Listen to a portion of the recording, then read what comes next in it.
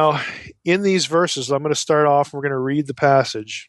But the first thing we're going to do is sort of talk about why people kind of wonder about this passage. And it's a little bit off the beaten path. We're actually going to get into authorship issues here. But it's actually important because I think the episode in the book of Numbers here needs to be framed in a certain way. That if you frame it in a certain way, it might sort of relieve some of the tension about the content of the passage and why it's sort of controversial and why people wonder about it. But here's the passage. Let's just start in verse 1 here. I'm reading ESV.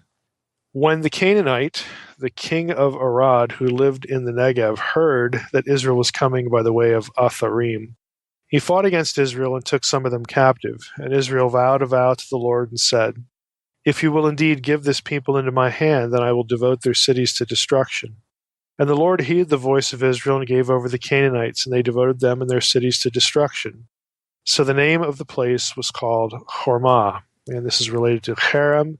This destruction context is a little bit different. It's sort of retaliatory, but again, the same word that we've often talked about here in the podcast and in Unseen Realm. In verse 4, it continues, "From Mount Hor they set out by the way to the Red Sea, to go around the land of Edom. And the people became impatient on the way. And the people spoke against God and against Moses. 'Why have you brought us up out of Egypt to die in the wilderness? For there is no food and no water, and we loathe this worthless food.' Then the Lord sent fiery serpents among the people, and they bit the people, so that many people of Israel died. And the people came to Moses and said, 'We have sinned, for we have spoken against the Lord and against you. Pray to the Lord that he take away the serpents from us.' So Moses prayed for the people. And the Lord said to Moses, 'Make a fiery serpent and set it on a pole, and everyone who is bitten, when he sees it, shall live.' So Moses made a bronze serpent and set it on a pole. And if a serpent bit anyone, he would look at the bronze serpent and live." So that's the story. It's a short episode, but again, one of the reasons why people kind of wonder about it is the way this gets referenced in the New Testament with Jesus about, the Son of Man must be lifted up as Moses lifted up the serpent in the wilderness, and so on and so forth. So that creates kind of a conundrum in the minds of a number of people. Well, just to start off here, I think we need to think about our own preconceptions here and kind of examine a little bit why this particular episode kind of gets the attention it does. And as I just noted, a lot of Christians find the passage confusing, maybe even troubling, not only because Jesus references this episode and they wonder, what in the world's going on with that? Why would he reference that? And you ask, well, what's the harm in referencing it? Well, that brings us to the second reason why people, again, kind of get freaked out about it. It's because there's a serpent involved. So there's really two reasons why people find the passage confusing or troubling. And that is, it involves a serpent, and the noun nakash is used, which is the term used for the serpent enemy, the enemy of God in Genesis 3. So this noun is used in Numbers 21, verses 6, 7, and 9. There's another word also used, saraf, in the chapter, Numbers 21, 6, and 8. But we have this reference to the nakash in this passage. So Moses is going to build a bronze nakash. And also, when Jesus does reference this passage, that about the Son of Man being lifted up just like the serpent in the wilderness was lifted up, it just feels kind of weird that Jesus would use as an analogy to his impending crucifixion an episode that involved Nakash, this term, the serpent. Again, because it's a term that goes back to the Garden of Eden story, Genesis 3, the great enemy, the Nakash that will be later called the devil and Satan. So we look at sort of this agglomeration of ideas. Nakash, serpent, devil, Satan, Moses, wilderness, bronze serpent, Jesus, crucifixion, Son of Man being lifted up like the serpent in the wilderness was lifted up. And it looks really confusing precisely because all of these ideas are floating around in our head. But that's the point. These ideas are floating around in our head. Okay, the Israelites experiencing this event in real time know nothing about Jesus. They know nothing about the cross. They don't even know, and this is going to sound controversial, I would suggest to you they don't even know the story of the Garden of Eden. We assume they do because we do. And we assume that there's this confusion here in the Bible, quote unquote, in the Bible, because we have the whole Bible and we have all of these things, and we sort of blend them all together. You know, they go in the same file drawer in our heads, and we read the Numbers passage or Jesus' statement about the Numbers passage, and we immediately bring the serpent enemy from Genesis 3 into the discussion. Okay, there is nothing in any of these texts that references Genesis 3 specifically. And again, I'm going to repeat my own position here, my own thinking to start off with. I think there's a very good chance that no Israelite, none of the Israelites had even heard of the serpent story in the Garden of Eden. Okay, when this event is happening in real time. Now that's going to take some unwrapping, because I know that in and of itself sounds a little odd. But I'm suggesting to you, and I want you to start thinking about this, that it sounds odd because you have an entire Bible. You cannot assume that an Israelite had the entire Bible, and frankly, you can't even assume that the Israelites living in Moses' day had any Bible at all. So this confusion that is in our heads about this passage and about the Garden of Eden story and about Jesus' reference to this is a manufactured confusion, because in our heads, all of those things are circulating, when in the text, none of those things get linked to each other specifically. The only link that you have is Jesus saying, hey, the Son of Man is going to be lifted up like the serpent in the wilderness was lifted up. He has no reference back. He's not talking about Satan. He's not talking about Genesis 3. He's talking about Numbers 21. And Numbers 21 is not talking about Genesis 3. And in real time, again, the people living Numbers 21, the people who are getting bitten by the serpents, and Moses, do something before we die. And Moses, creates the bronze serpent. They look at it and they live. None of those people were thinking, about the Garden of Eden either, because they didn't have the story. And chances are they'd never even heard of the story. Now let's unpack that a little bit. You basically have, this gets us into this whole Mosaic authorship issue, at least peripherally, at least a little bit. But this topic or passage, again, invariably takes us that direction, because, again, we have the whole Bible. And so we're naturally thinking that everybody else does too, or did. When it comes to the issue of Genesis 3, did they know about that? You basically got two options. I'm going to exclude higher critical schools here, JEDP, kind of stuff, because it's speculative, about sources that existed and how sources were mixed and matched and when they were written, all that kind of stuff. Again, excluding that, if you're sort of a person with a high view of Scripture, you basically got two options. One is that Moses wrote Genesis 3. Okay, you accept that out of the gate. That's your starting point. Moses wrote Genesis 3. Hey, Moses is the guy in the story of Numbers 21. And so, again, mentally, you assume, again, without any actual data, that Moses, this is going to sound comical, that Moses had written Genesis 3 and that everybody there had read it. Okay, now, aside from the point of that being logistically impossible, how would Moses write this? Here we have one copy of it now. I wrote the story, Genesis 3, and now if you take the low estimate of the numbers, if you don't take the numbers literally, okay, for the wandering Israelites, if you got a few 100,000 of them, what are they doing? Passing a stone tablet around? Are they passing, the text written on an animal skin? Are they passing it around? Again, it's absurd to think that even if Moses wrote it right there, right before the event, in real time, that anybody knew it. Again, you have to make amazing logical leaps to get to that position, that idea. If it's a few million people, well, then the problem becomes even more absurd. Okay, I'm hoping you get the picture. So even if you think Moses wrote Genesis 3, and this is the standard view, you have problems. But let's think a little bit more about the standard conservative view here. Standard conservative view, again, would say, okay, we got Moses wrote the Torah. which of course includes Genesis. And when did Moses write that? Oh, probably, again, if you read, again, conservative books about this, Moses would have been writing the content of the Torah and Genesis, at least the stuff that wasn't the law and the legal stuff, during the wilderness wanderings. And he probably wrote the law when they're at Sinai, but now here we are wandering around the desert. So Moses has lots of time. I don't know how he has lots of time while he's walking around for miles, but we'll just say, okay, he has lots of time to write. Maybe he's doing it at night. He has his day job leading the people through the wilderness, and his night job is writing the Torah, whatever.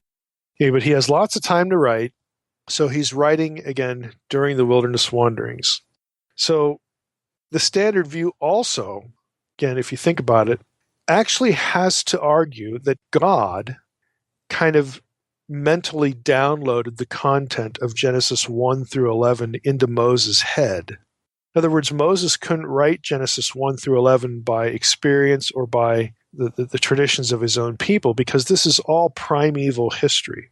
And again, this is the standard conservative view, that part of the doctrine of inspiration would allow them, at least the way they understand it, allow them to say, well, when Moses was writing the Torah, again, a lot of that stuff, from Genesis 12 on, you've got family history, the history of Abraham, Isaac, Jacob, and they're the descendants of Jacob, okay, going down to Egypt there, the 12 tribes and all that stuff. And so you're getting into, contemporary material for them. But the Genesis 1 to 11 stuff, the stuff before Abraham, there's no sense that anybody has any record of that. So God has to give it directly. And he gives it directly to Moses, and Moses carefully writes it down. Okay, again, this is the standard view of how we get Genesis 1 through 11 in terms of a total commitment to Mosaic authorship. Again, part of the standard sort of traditional conservative model. So Moses gets this information, didn't know it himself. God has to provide it. Again, Genesis 12 through 50 is a little different because Moses could get this information from his ancestors or his ancestors' ancestors. Again, the standard conservative view is that the stories of Abraham and Isaac and Jacob were orally transmitted by the family, by the members of the Israelite nation, because this was their family history. They tell it to each other. They pass it down from generation to generation.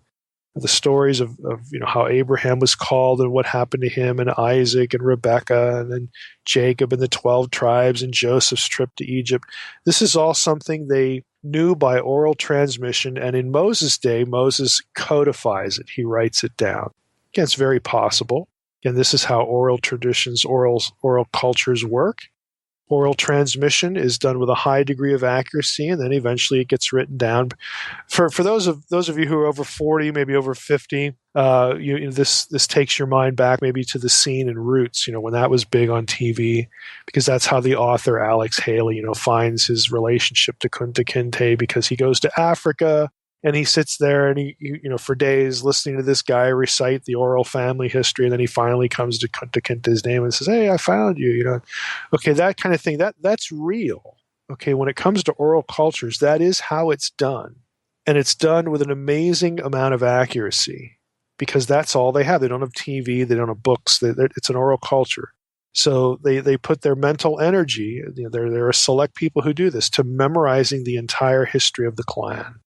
And so, again, this is something well known, anthropologically speaking, from all over the world, and the Israelites, don't have to be any exception here. So, again, the standard conservative view is that this is how Moses, when he sat down to write, got the information about Abraham, Isaac, and Jacob. He had someone transmit it to him orally. He writes it down. Genesis 1 to 11, though, has to sort of drop from heaven, because that isn't, again, part of the family history. That's something that God has to tell Moses. And then after you get to the end of Genesis, where are you at? You're in Moses' own day. Exodus 1. There arose a Pharaoh in the land who didn't know Joseph, and then we get into the history of Moses. So Moses can write that stuff, and then you get the law, you get the story of the Exodus, and Moses is there for all this. He's there for the giving of the law. He's there, for the wilderness wanderings and all this stuff. And so everything else in the Torah, again, in the standard conservative view, is easy to attribute to Moses until you get to Deuteronomy 34 when he dies. Did Moses write the account of his own death? All that kind of stuff. So this is, again, a very typical way of looking at Mosaic authorship of the Torah. And so when it comes to Genesis 3, those who believe Moses wrote that would say that God gave him that story, gave him that information, and he wrote it at some point during the wilderness wanderings. Well, all of that means, again, all of that leaves you, I should say, all of that leaves you with the realization that we don't really have any actual evidence that the Israelites living the events of Numbers 21 would ever have heard the story of Adam and Eve. Again, before they're getting bitten by these fiery serpents, again, to make some sort of association. Again, an association that we make because we read Genesis 3 before we hit Numbers 21. And these two things just sort of glom onto each other in our heads. Well, the Israelites, that's not happening because you don't know when Moses wrote it. You can't say, there's nothing in the Bible that points to the idea that Moses had already composed Genesis 3 and then this incident in Numbers 21 happened. We have no idea. Okay, there's actually nothing to hang this hat on. It's all entirely unknowable. And so the odds are just as good that the Israelites would have never read Genesis 3, and the account didn't even exist for them to read. And even if it did exist, are they passing it around to all few 100,000 or few million people? Again, it's just kind of ridiculous to assume that they knew this story of the Nakash in Genesis 3. Now, of course, once it does get written down, and again, depending on when you think that is, then that's going to be part of how the Israelites, think about not only their own history, but the history of everything, the history of the whole world and the human condition and all that, just like we do. They're going to have that material to read and reflect on. Now, the second view, other than Moses wrote Genesis 3, is, surprise, surprise, Moses didn't write Genesis 3. And I actually think this one makes more sense. This is actually my preference. And that is this view, and I've expressed this view before on the podcast, that Genesis 1 through 11 was written later than Moses' lifetime. I personally think Genesis 1 through 11 was written during the exile in Babylon, since there are many specific textual, philological, that's linguistic kind of stuff, philological connections, very specific connections to Babylonian or Mesopotamian literature in general in these 11 chapters. And secondarily, B, that was A, this is B. My other reason for thinking that it was written during the exile is that there are very few specific Egyptian connections in Genesis 1 through 11, which you would sort of expect if it was composed in the immediate Mosaic era. Again, instead of Genesis 1 through 11 taking shots at the Mesopotamian gods and the Babylonian stories, you would expect it to be taking shots at the gods of Egypt because, hey, we just left Egypt, God picked on them and beat up on them, and we had the Exodus, and here we are at Sinai, all that kind of thing. But you don't get that. You get a very, very distinct Mesopotamian flavor to Genesis 1 through 11. And so that's where the Israelites are in exile. They are in Babylon. And a lot of the material in Genesis 1 through 11 is specifically dissing Babylonian religion, Babylonian deities, all this sort of stuff. It's to blacken their eye, so to speak. And you don't really get there's very little that could be sort of tied into Egyptian material in Genesis 1 through 11. So that's why I think it makes more sense to have Genesis 1 through 11 written later than the Mosaic era, again, by someone else in the believing community that God chose to write that. Chose to, in my view, actually chose to append it to material that begins with the family history of Israel, Genesis 12 onward, which, again, I don't have any trouble assuming that you could have had Mosaic authorship of a lot of that, a Mosaic hand, directly involved in that. Who knows? I mean, ultimately, we don't know. But what I'm talking about here is Genesis 1 through 11. I'm not in the JEDP camp, and I'm not in the traditional conservative camp either, because frankly, I think both views have points that just don't make much sense. One other comment, just by way of illustration. You say, well, Babylonian flavor to Genesis 1 to 11? What are you talking about, Mike? Okay. Genesis 1, there are specific points of contact to Enuma Elish.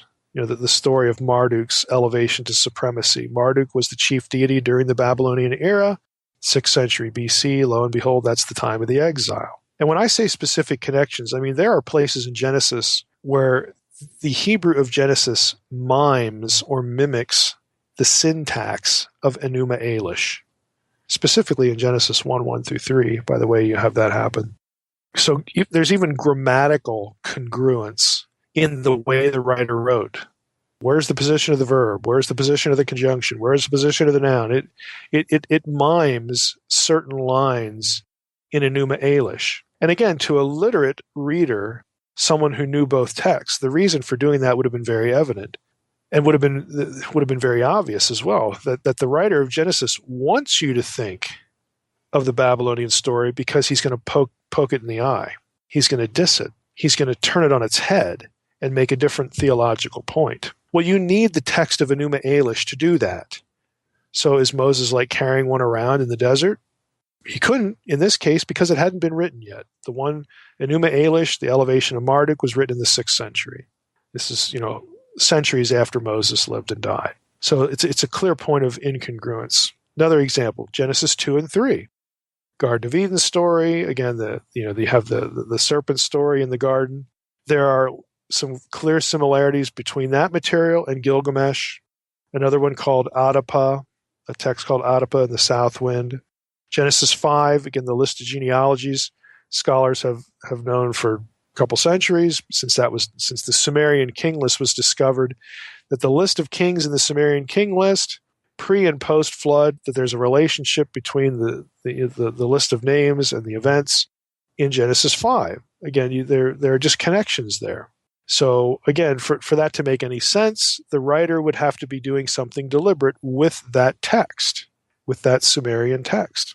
Genesis 6, 1 through 4, we've talked about this before in Unseen Realm and on the podcast, the story of the Apkallu, drawn directly from Mesopotamian material.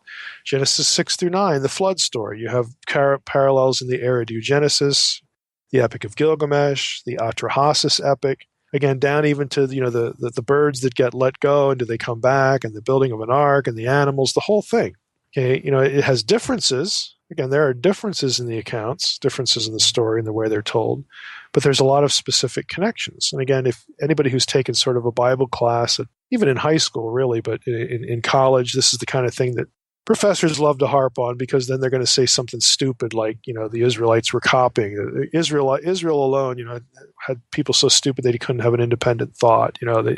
They just go the other way with it. They don't really think about what's happening in the text because, frankly, they're not biblical scholars. But anyway, they're usually religion scholars or something like that, or just somebody they stuck in a humanities class to destroy somebody's faith. That's just the way it goes. Genesis 10 through 11, Babylonian map of the world. What's Genesis 10? The Table of the Nations. What the Table of the Nations shows is that, again, Israel's not included in that table, but it has the same orientation. Again, the Eastern the whole Mediterranean, but largely the Eastern Mediterranean and the Middle East. Babylonian map of the world has some congruences there. You have the stories of Nimrod. The closest candidates to identifying Nimrod are, guess what? They come from Assyrian material. That's Mesopotamian material. And you have a reference to a ziggurat, the Tower of Babel. It's Mesopotamian. Genesis 1 through 11 is littered with Mesopotamian elements.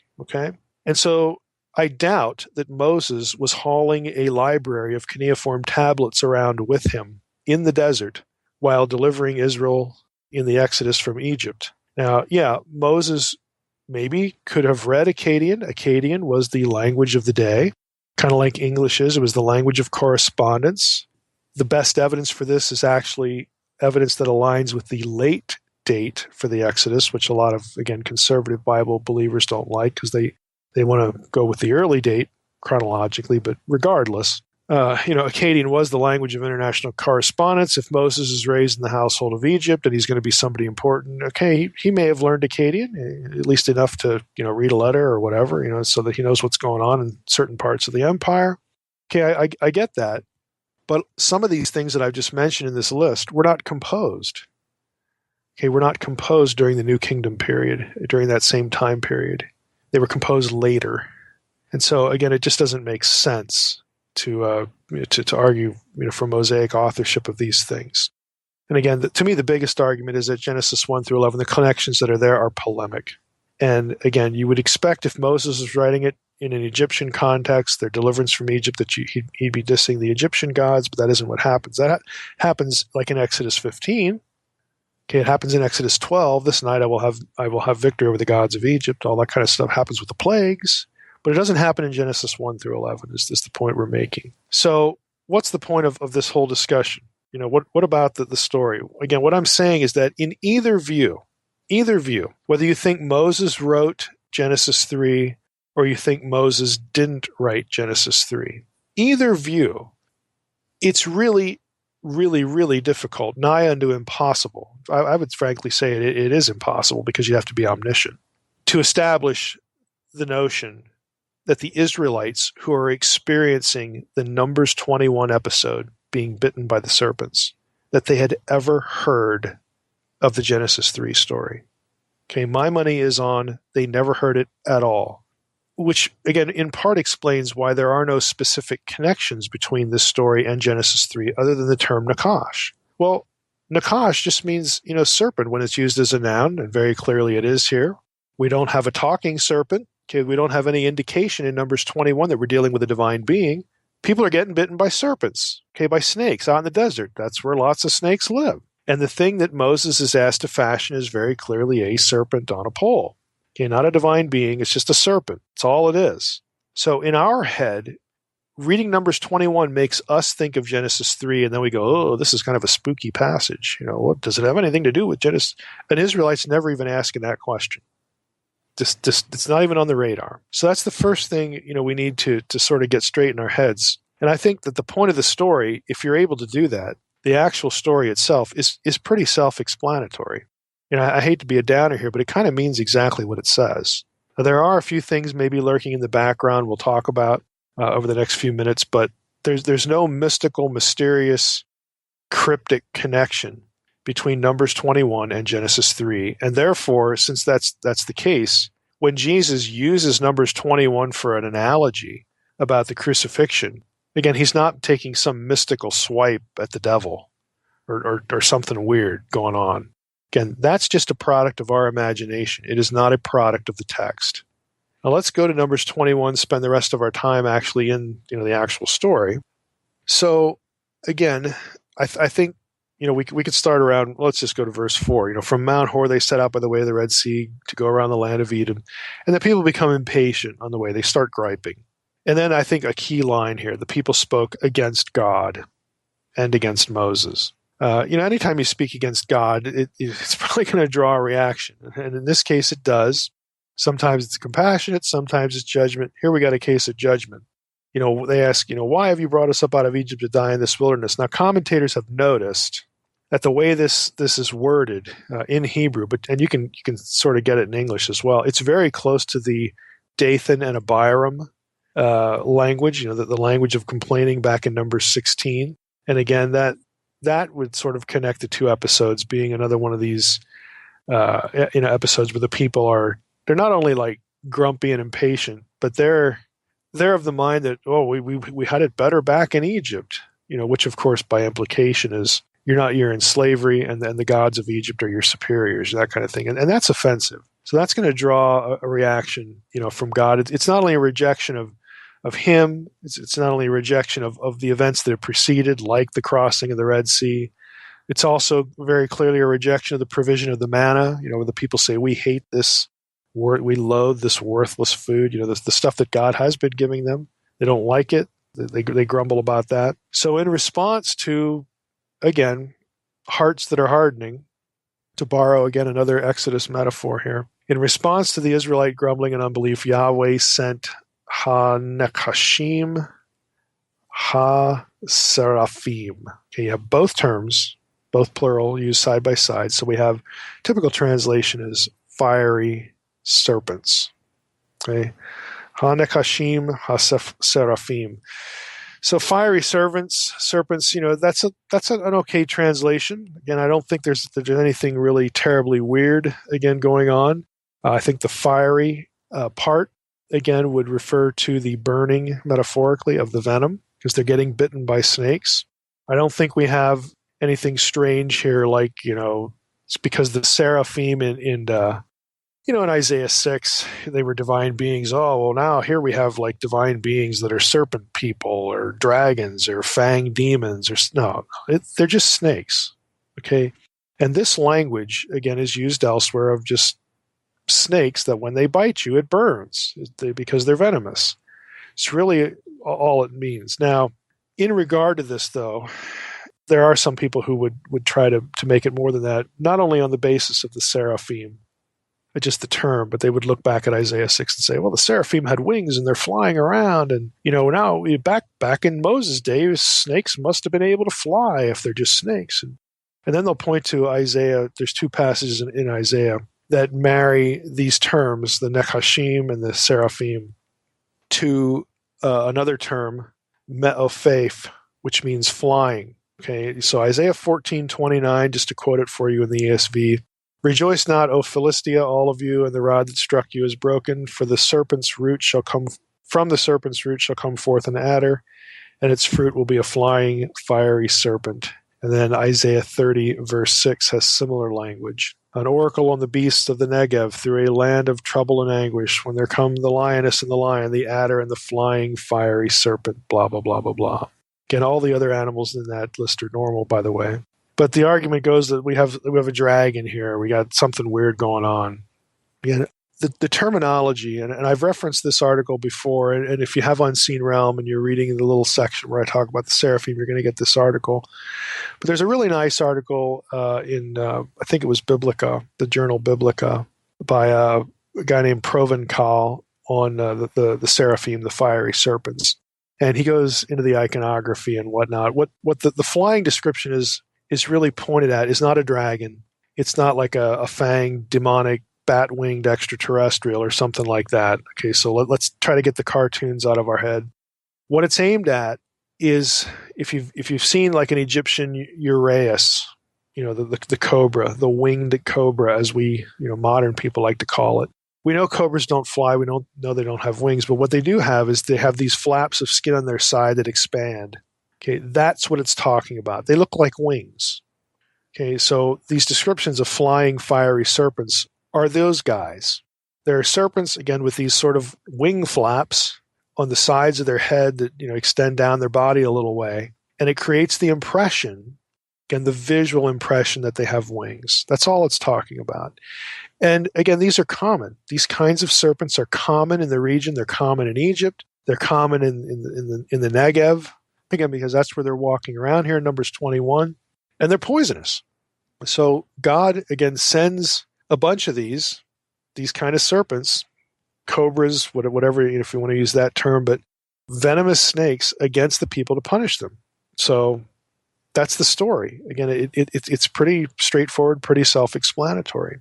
Now, in response to their repentance, the people, say in verse 7, people come to Moses and say, hey, we've sinned. Like, no kidding. For we have spoken against the Lord and against you. Pray to the Lord that he take away the serpents from us. Okay, and so in response to their repentance and Moses' intercession, God tells Moses to make a saraf, make a saraf and put it on a pole or a banner. That's the term there. At least one of them that's used in here. But then when Moses actually makes it, it's called the Nakash Nekoshet, the bronze serpent. And these two verses here, verses 8 and 9, show us that Saraf and Nakash are being used interchangeably, again, for a normal snake. But, of course, when Moses fashions it, he's going to fashion it out of bronze and mount it on a pole.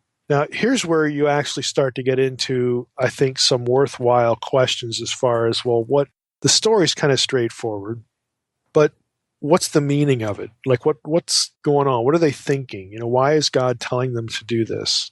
And here's where, again, in the academic discussion, you get, again, some variance of opinion. A lot of overlapping, but there is some variance here. Serpents, most scholars will point out, were associated throughout the ancient Near East with healing. And, you ask, well, why? What is there about a serpent that an ancient person would look at it and associate it with healing? Or, I'm going to give you some hints here, or rejuvenation, or even the spontaneous appearance of life, the origin of life, that kind of thing. Why would a person look at a serpent? Why would an ancient person, why would Egyptians, why would Mesopotamians, why would Hittites, why would Canaanites look at serpents and associate them in some way with healing, with fertility, the bringing forth of life, and rejuvenation? Well, it's because they shed their skin. It's like they become new. And to the ancient mind, to the ancient eye, it was like a rebirth. It was something, a new thing coming out of the old thing, and the new thing's better than the old thing. It's rejuvenation. It's the origin of life. It's, and again, this whole healing idea. So this is why ancient people tended to look at serpents this way, and this belief, or this belief's probably the wrong word, but this notion, this conception of what was happening to a snake when it shed its skin is reflected in ancient Near Eastern iconography, and in many places there are many examples. I'm going to give you a couple of quotations here. The first one is from DDD, Dictionary of Deities and Demons in the Bible, and the entry on Nakash. It's either Nakash or Nehushtan for this entry says, quote, "The use of snake images to effect the cure of venomous snake bites is consistent with the ritual symbolism of snakes in the ancient Near East. In Egypt, snake amulets would be worn by the living or the dead to ward off venomous snakes. The Uraeus serpent, by the way, the dead reference there in some of the books of the dead, the big enemy, to getting into the positive afterlife was Apophis, the serpent. So there's another. You had to wear the serpent thing to ward off the other serpent, but let's not rabbit trail too much on that. But the Uraeus serpent protected gods and kings from danger.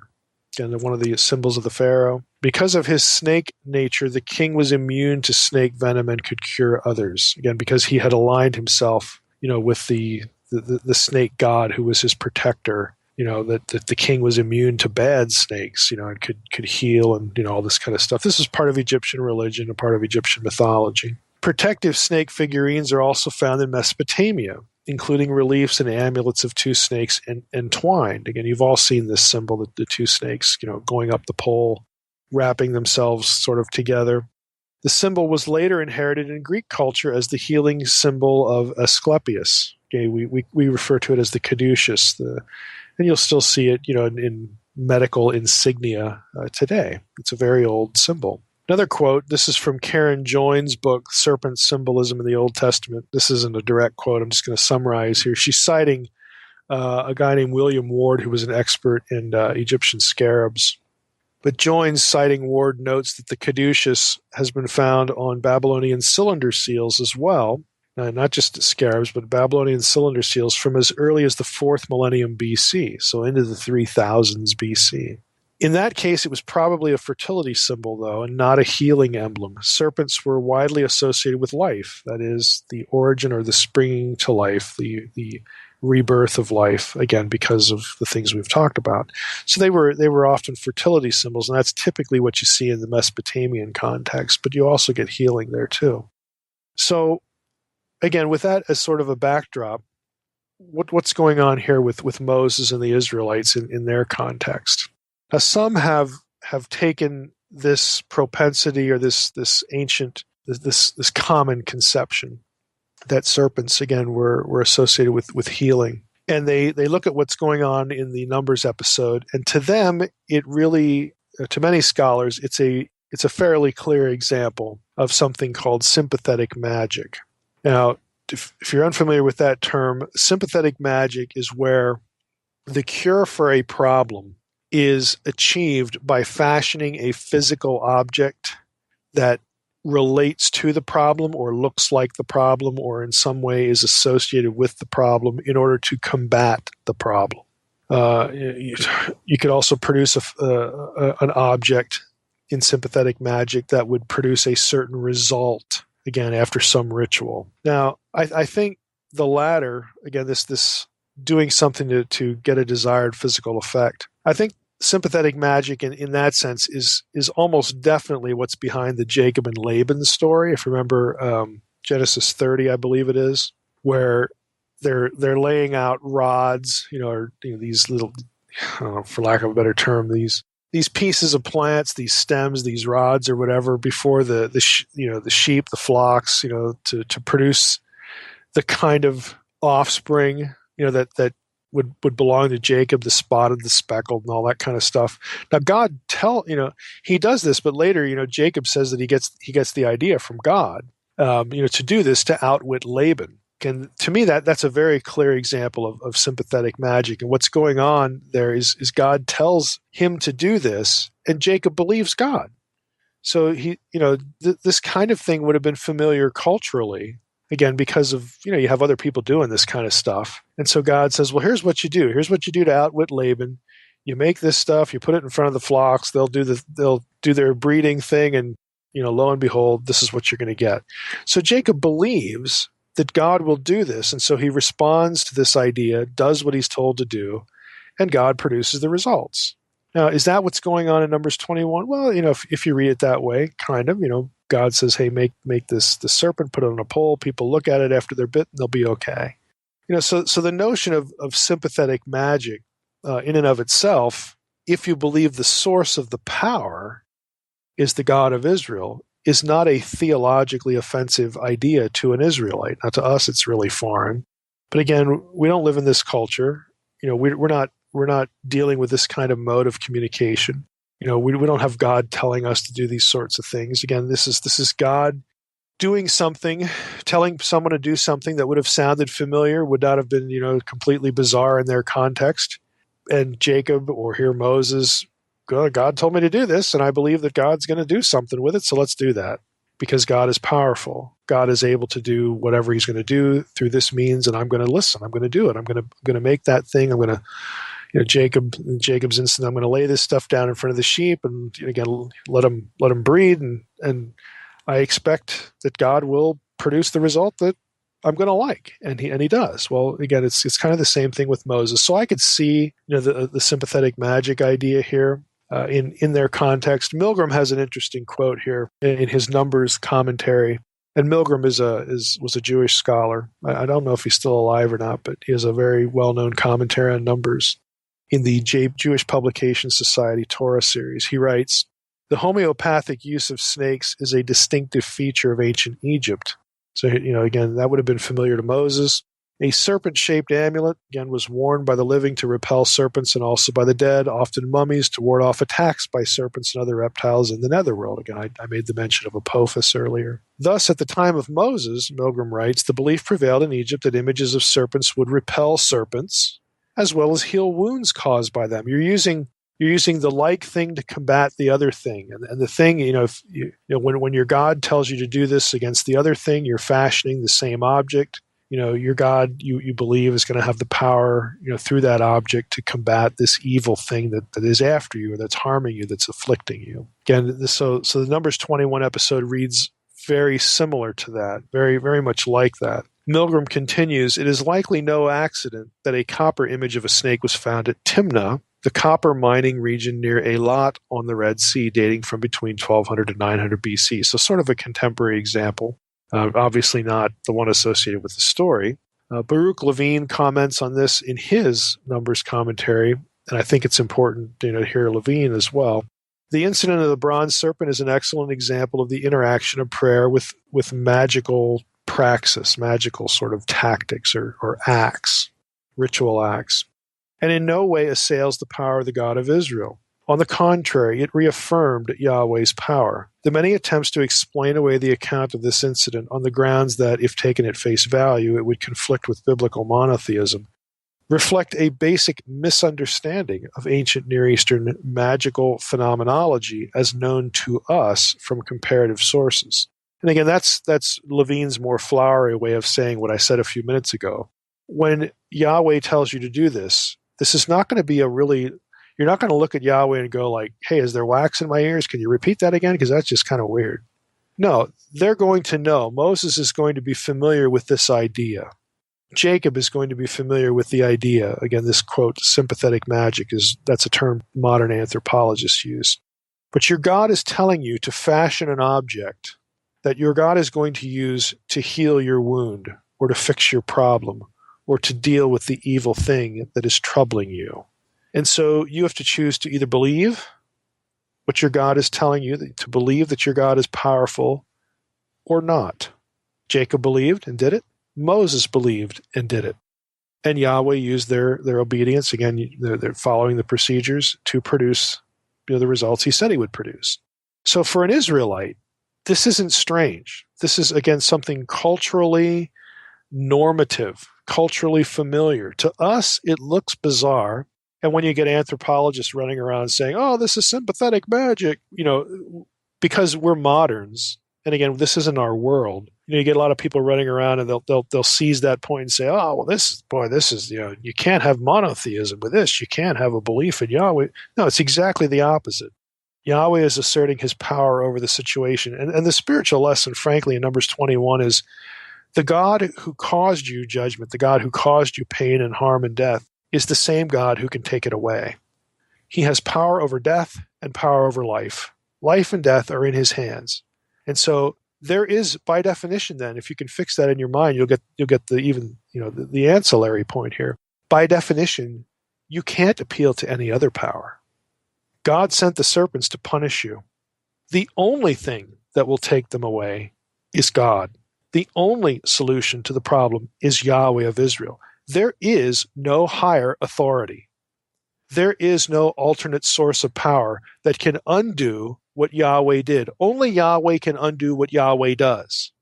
And so you are dependent on his goodness to relieve the problem.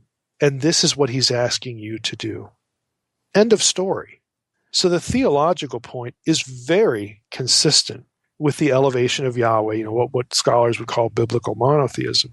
It's not contrary to it in any regard. But again, you got a lot of Fruit Loops running around on the internet that take a story like this, and again, the terms that anthropologists use, and they rip it out of context to argue whatever flaky point it is that they want to argue, from the passage. And it's just not legitimate. It's not good scholarship. I think that's probably the most succinct way to put it. Now, when Jesus, references this, I think the associations are quite plain. If you don't have the Genesis 3 serpent floating around in your head, there's no problem. And you shouldn't have the Genesis 3 serpent floating around in your head because, again, there's no indication the Israelites had ever even heard the story, and there's no links in Numbers 21 back to Genesis 3. Okay, there's no sense of divine evil beings here. They're just snakes. That's what they are. And God, again, provides the solution. But when Jesus says, hey, just like Moses lifted up the serpent in the wilderness, that anyone who looked upon it was cured, and that was the power of God that was undoing the problem of death, because they were going to die from the bites if they weren't treated. So God commands Moses to make this serpent. God says, I will undo this thing that no one else can undo. No God, no deity, no person can deal with. I will deal with it. If you build the bronze serpent, lift it up, and tell the people, look at it when you're bit, you will be healed. And Jesus says, that's just like what God's going to do here. We have this problem that the cross rectifies, and no other thing but the cross can rectify it. This problem of death, this problem of human mortality. So the Son of Man must be lifted up.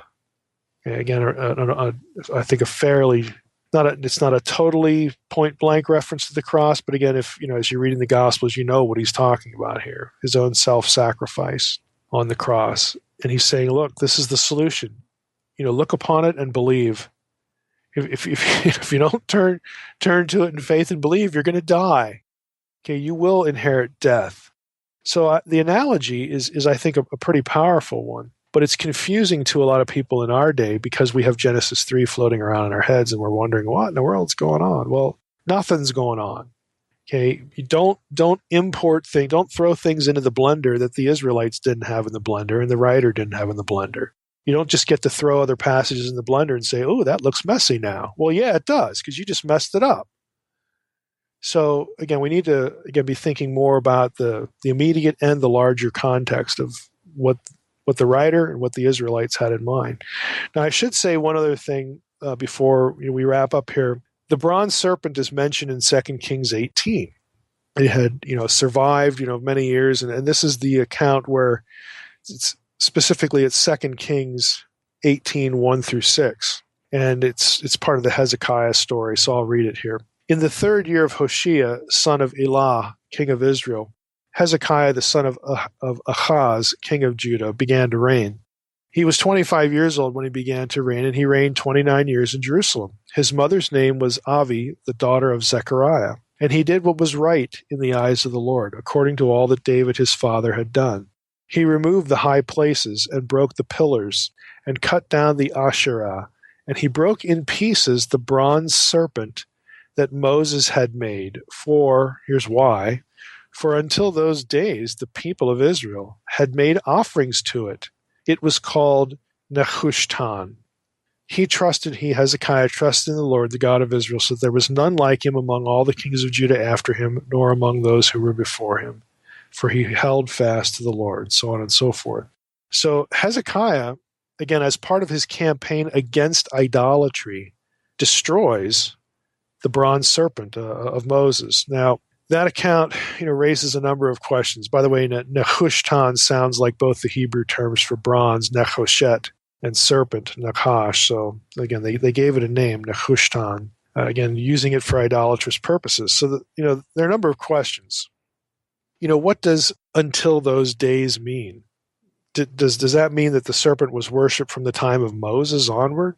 Probably not. You can't see Moses putting up with that, obviously.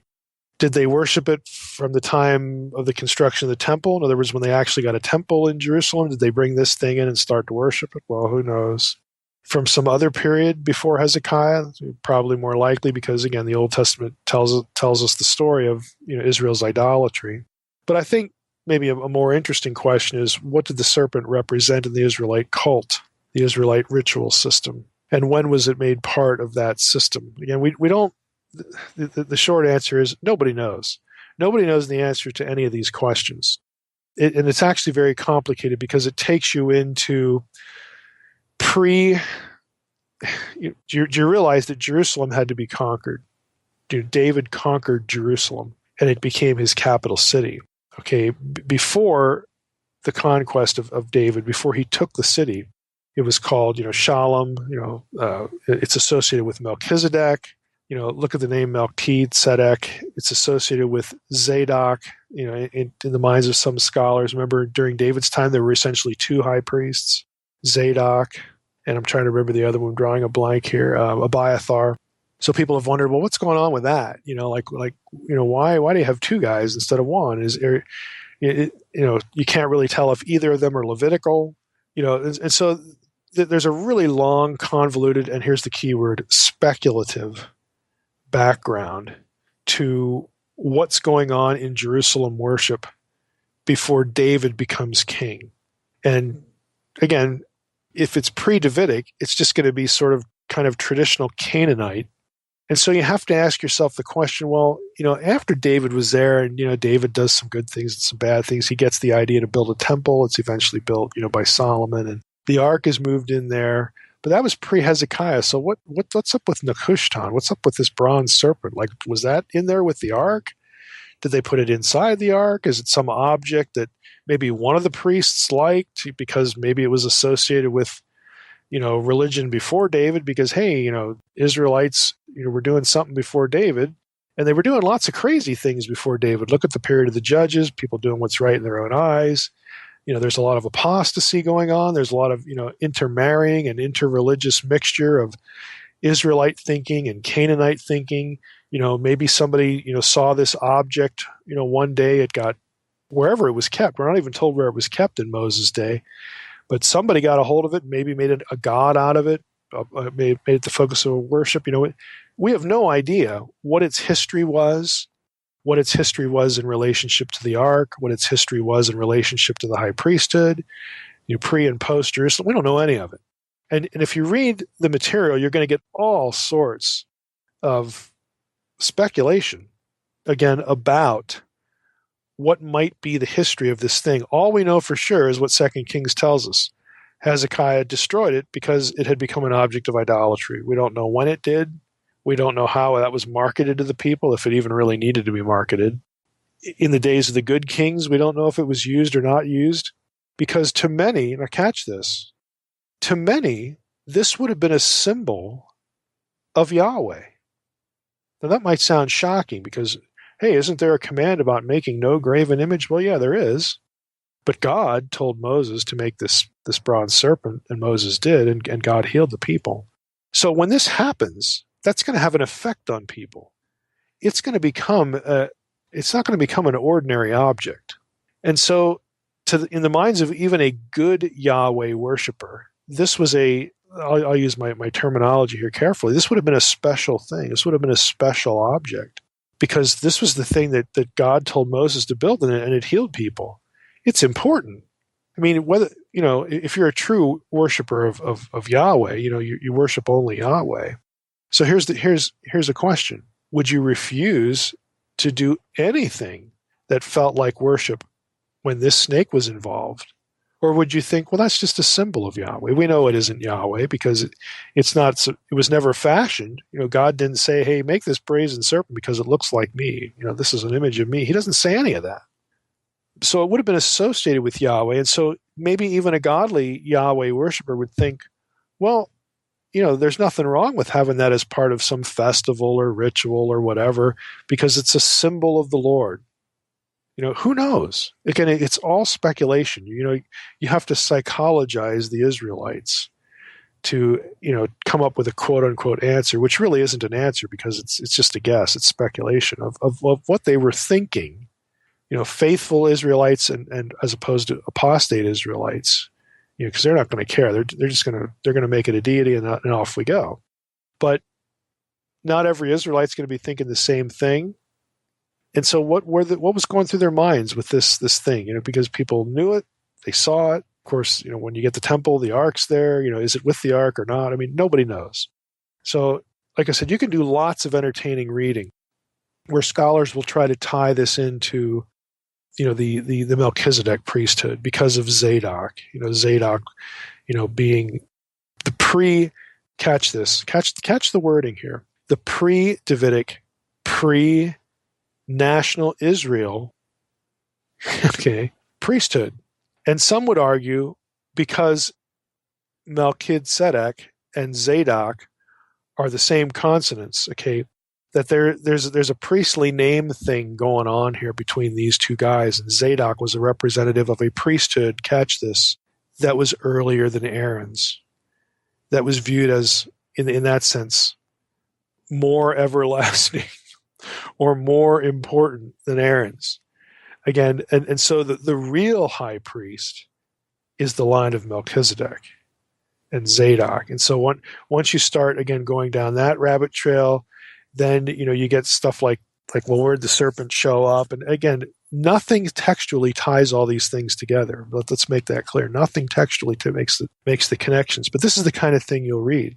Now, I do think, again, this is getting real far off the rabbit trail, so I gotta rein myself in here. But I do think that this whole idea of a high priesthood after the order of Melchizedek is obviously legit. That's Psalm 110.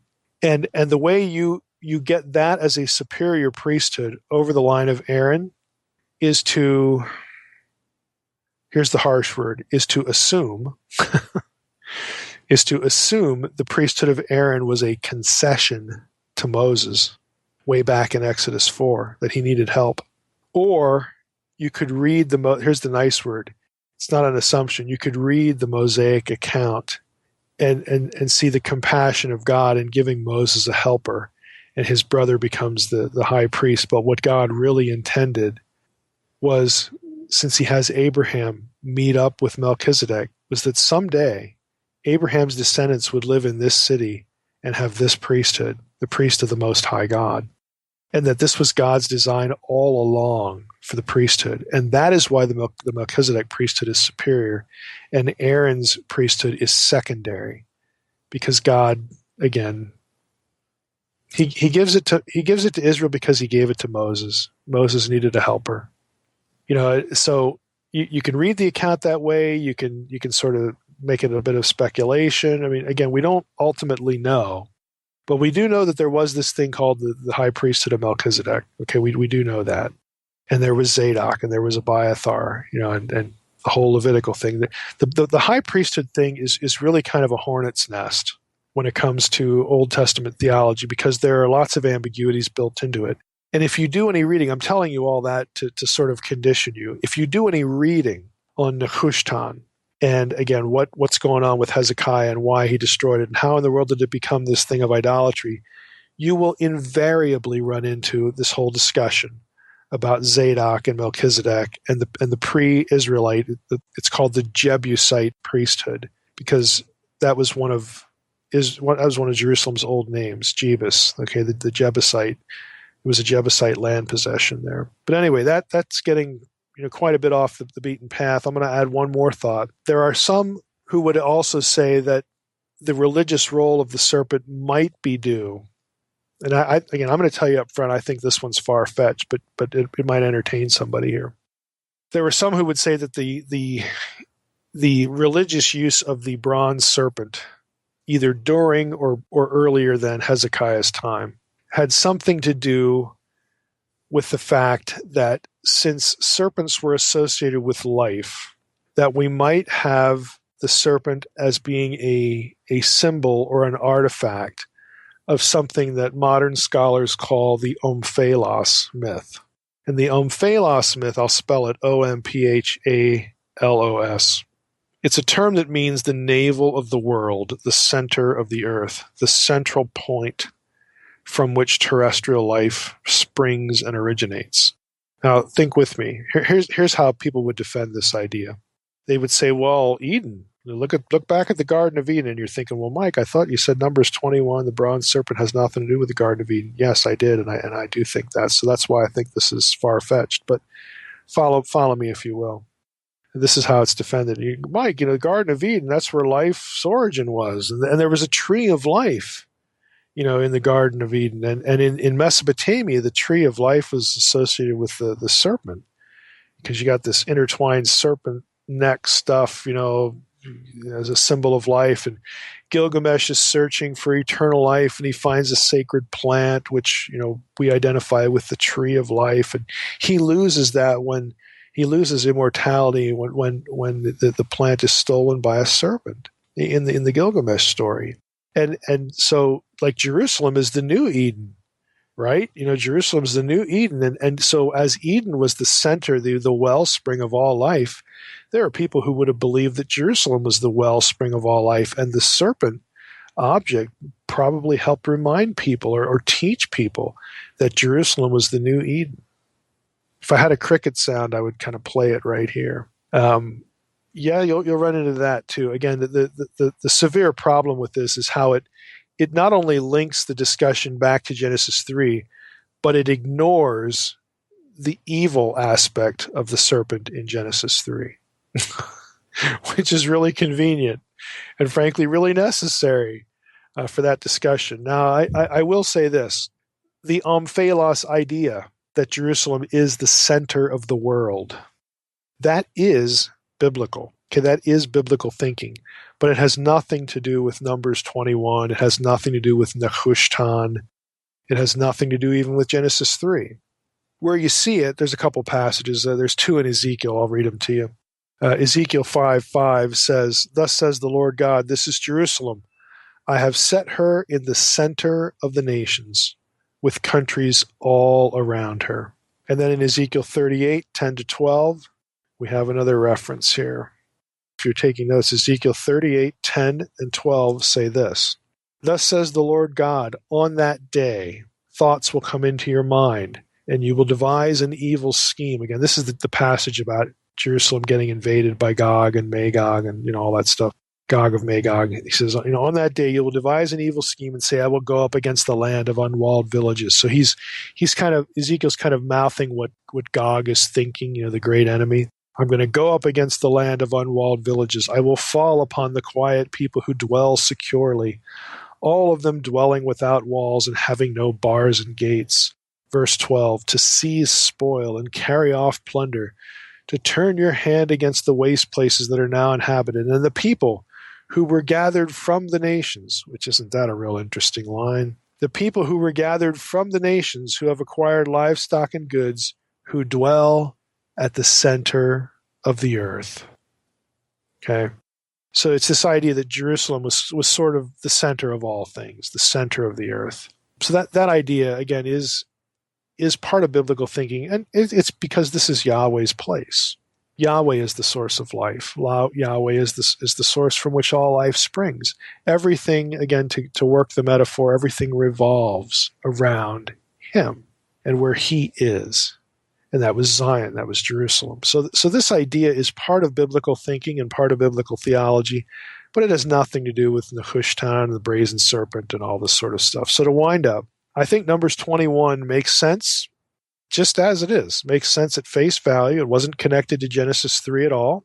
And the mosaic, that you have a mosaic Yahweh symbol, that winds up getting perverted into idolatry.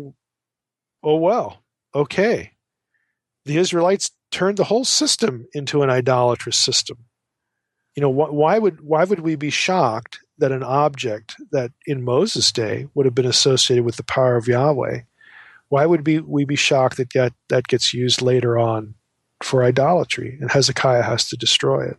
I don't find it shocking at all. Given what we read in the Old Testament about the Israelites, basically they're prone to do almost anything, with almost anything in terms of idolatry. So again, I think these passages are pretty easily understandable in their own terms. The other theorized elements are interesting, but they're ultimately only speculation. Mike, what's your thoughts on Genesis 6:4, the men of renown, with the Greek gods, the god of healing? What is his name? Asclepius. Yeah, there you go. Yeah, I don't think that there's, again, it's going to be serpentine stuff, and I don't see any connection there with Genesis 6:4. Well, I'm just saying, he's the god of healing who symbolized as a brass serpent on a pole, and you got Hermes with the two serpents intertwined on a staff. I mean, is there any connections there with this language? No, not in terms of the language. I mean, I think I've mentioned this before on an episode, but if you're interested in how Greek material was influenced by and repurposes ancient Near Eastern material, like the Mesopotamian stuff here, the best book to read is called The East Face of the Helicon. It's by M.L. West. It's a bit hard to find. I think it's out of print, unless they brought it back into print now, and it's also a little pricey. But there's nothing else like it. So you do have connections between Greek stories, Greek myths, Greek characters, Greek deities, and quasi-deities, and ancient Near Eastern material.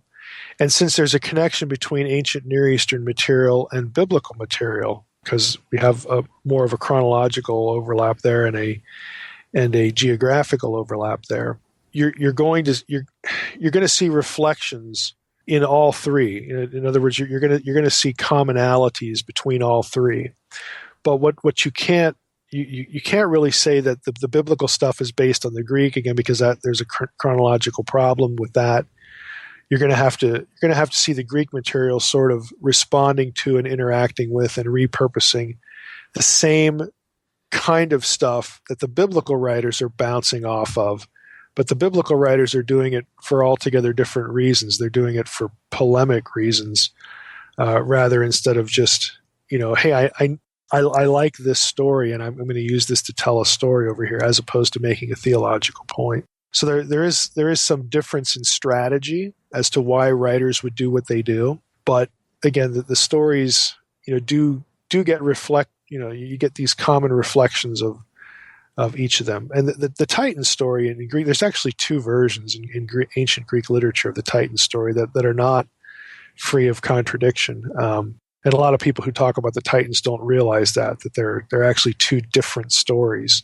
But one of them, again, is very close to the elements of Genesis 6, and the other one isn't so close. But you have retelling in those terms as well, about what happened before the flood, what happened after the flood, because there is this flood thing going on, in most of the ancient Near Eastern and Aegean world, and so you have sort of common touch points with those too, with those events. Well,